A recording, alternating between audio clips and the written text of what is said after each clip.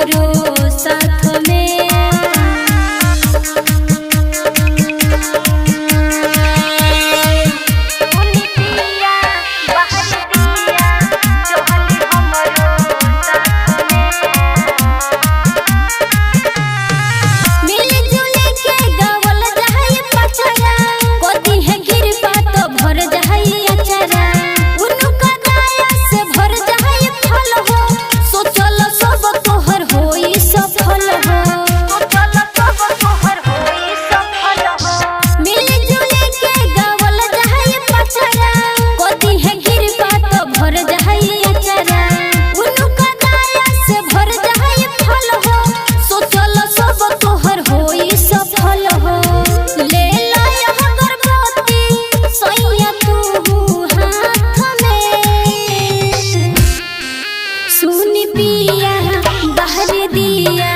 चले हमरो साथ में सुनी पिया बाहर दिया चले हमरो साथ में।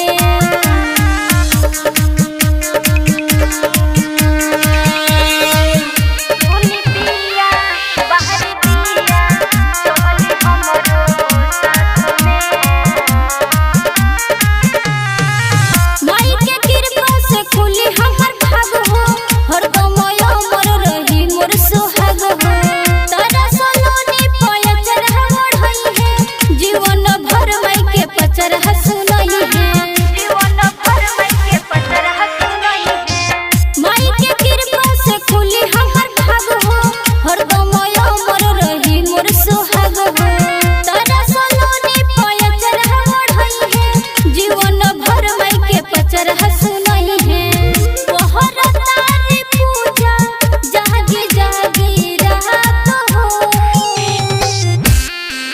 सुनी पिया बाहर दिया चले हमरो साथ में सुनी पिया बाहर दिया चले हमरो साथ में। Recording by Rasila recording studio Gumnia.